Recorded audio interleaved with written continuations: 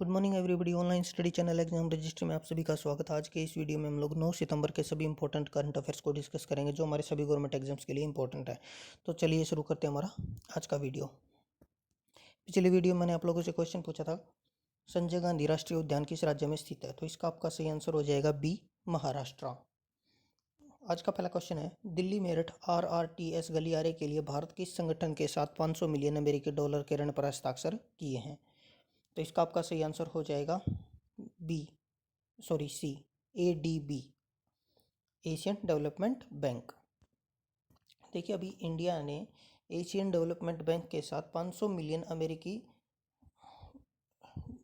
Dollar के ऋण पर हस्ताक्षर किया है, जो कि दिल्ली से मेरठ के बीच में regional rapid transit system corridor है उसको बनाने के लिए।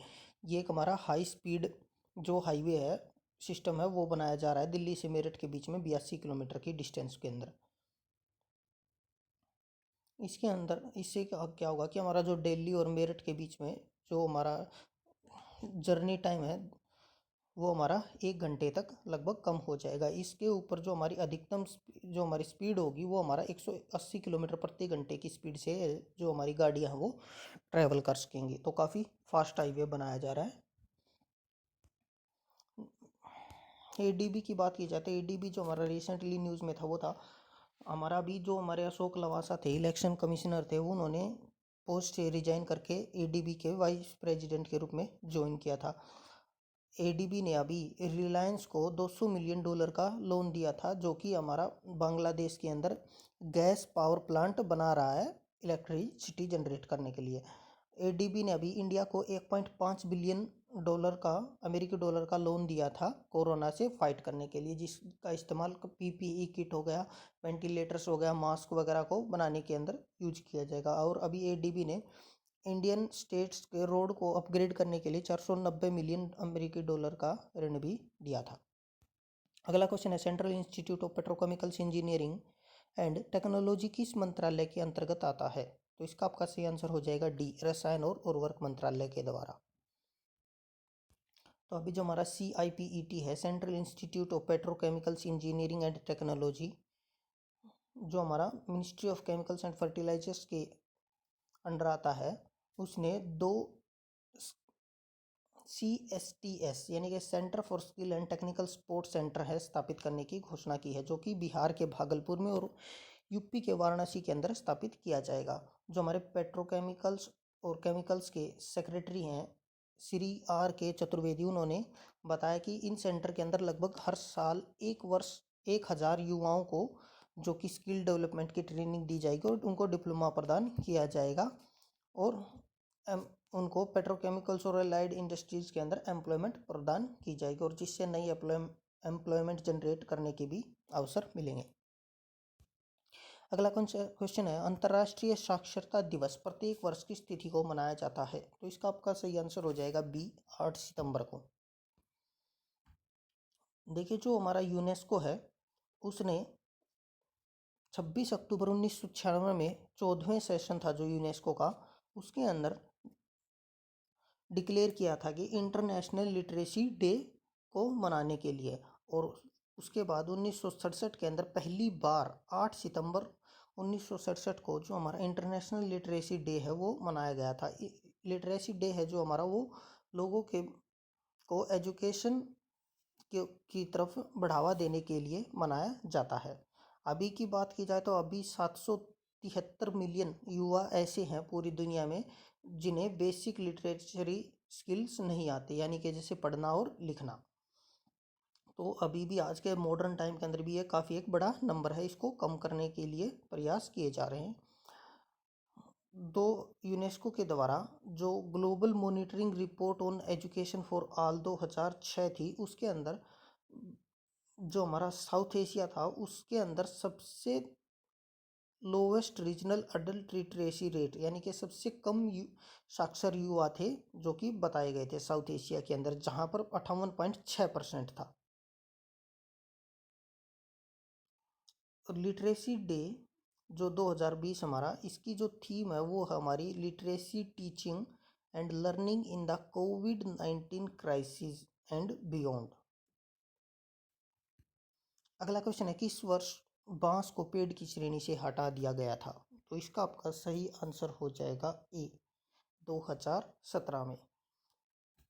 तो देखिए, जो हमारी एग्रीकल्चर मिनिस्ट्री है, उन्होंने जो हमारा इंडियन फॉरेस्ट एक्ट 1927 है, उसके अंदर 2017 के अंदर अमेंडमेंट किया था, संशोधन किया था। और 2017 के उस संशोधन के बाद जो बेम्बू था, बांस हमारा, उसको पेड़ों की कैटेगरी से, श्रेणी से बाहर निकाल दिया गया था। देखिए, ऐसा करने के पीछे क्या था कि जब पेड़ों, जो हम लोगों का ट्री की कैटेगरी के अंदर होता है, तो उसकी जो भी हम लोगों की जो एग्रीकल्चर होती है, खेती होती है, या फिर उसको उगाने का जो प्रोसेस होता है, वो एक लिमिटेड होता है, उसके लिए परमिशन लेनी पड़ती है, उसको हर कोई व्यक्ति नहीं उगा सकता। तो इसलिए गवर्नमेंट ने उसको उस श्रेणी से, जो हमारा पेड़ों की श्रेणी से है, उसको हटा दिया था, ताकि उसके बाद जो कोई भी किसान है वो बांस की खेती कर सकता था आसानी से, उसके लिए उसको परमिशन लेने की ज़रूरत नहीं है।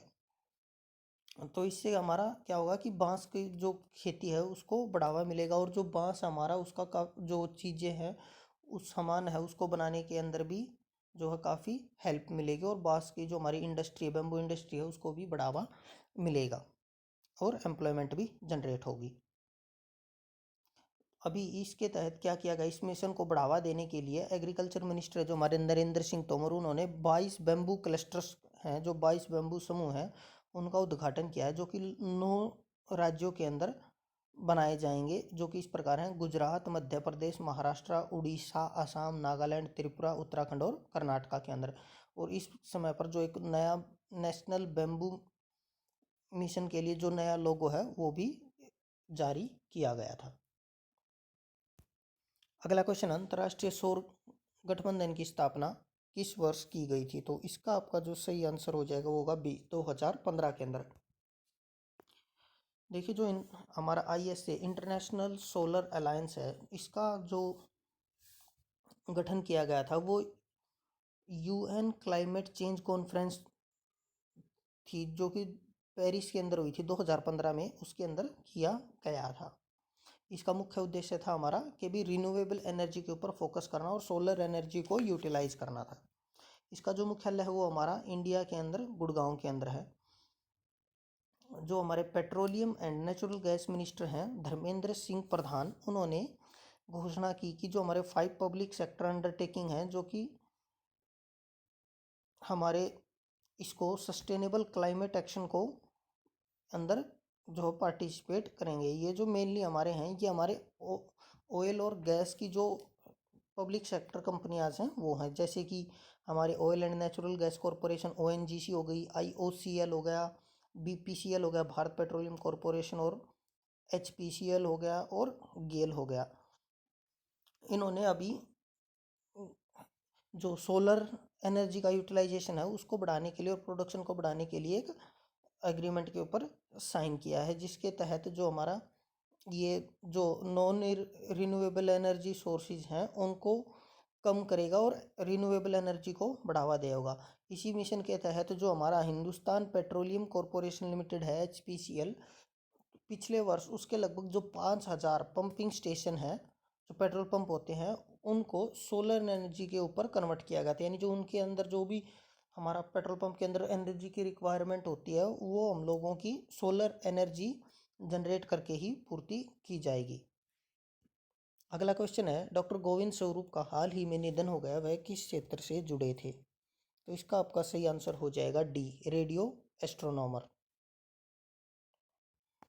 तो डॉक्टर गोविंद स्वरूप जी, जिनका 91 वर्ष की आयु में पुणे के अंदर निधन हो गया, वो हमारे एक रेडियो एस्ट्रोनॉमर और एस्ट्रोफिजिक्स साइंटिस्ट थे, जिन्होंने एस्ट्रोनॉमी के अंदर काफ़ी योगदान दिया था इंडिया के अंदर।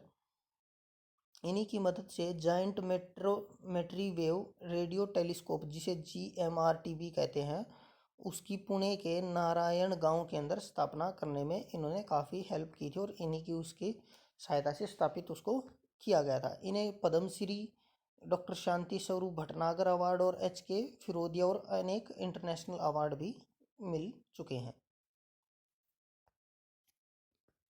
अगला क्वेश्चन है, हाल किस राज्य ने राज्य में हरियाली सुनिश्चित करने के लिए मोबाइल एप्लीकेशन रखवाली लॉन्च किया है? तो इसका जो आपका सही आंसर हो जाएगा वो होगा सी, पंजाब ने। तो पंजाब ने अभी आई रखवाली एप्लीकेशन लॉन्च किया है, जिसके तहत जो हम लोगों का ग्रीनरी है उसको मॉनिटर किया जा सके। अगला क्वेश्चन है, भारत के युवा बच्चे की स्थिति रिपोर्ट के अनुसार बच्चों की देखभाल में कौन सा राज्य शीर्ष पर है? तो इसका आपका सही आंसर हो जाएगा ए, केरल। तो अभी देखिए, just the state of young child of India report जारी की गई थी, जिसके तहत केरल राज्य ने सबसे पहला स्थान प्राप्त किया है। इसके तहत जो दूसरे और तीसरे स्थान पर रहे हैं वो हमारे गोवा और त्रिपुरा। अगला क्वेश्चन है, उस व्यक्ति का नाम बताइए जिसने इटालियन ग्रैंड प्रिक्स 2020 जीता है? तो इसका जो आपका सही आंसर हो जाएगा वो होगा डी, पियरे गैसली। तो पियरे गैसली ने अभी जो इटालियन ग्रैंड प्रिक्स 2020 हुई थी उसको जीत लिया था। अगला क्वेश्चन है, क्रिकेटर इयन बोल जिन्होंने क्रिकेट से संन्यास की घोषणा की, वह किस देश से हैं? तो इसका आपका सही आंसर हो जाएगा बी, इंग्लैंड से। तो क्रिकेटर इयन बेल जिन्होंने अभी इंटरनेशनल क्रिकेट से संन्यास की घोषणा की है वो हमारे इंग्लैंड से हैं। आज का क्वेश्चन ऑफ द डे है, Wadia institute of Himalayan geology किस शहर में स्थित है? तो इसका जो आपको सही आंसर है वो हमारा कमेंट बॉक्स के अंदर बताना है। तो ये था हमारा आज का सेशन। आशा करता हूँ आपको पसंद आया होगा। अगर आपको वीडियो अच्छा लगा तो लाइक करें, शेयर करें और चैनल को सब्सक्राइब करें।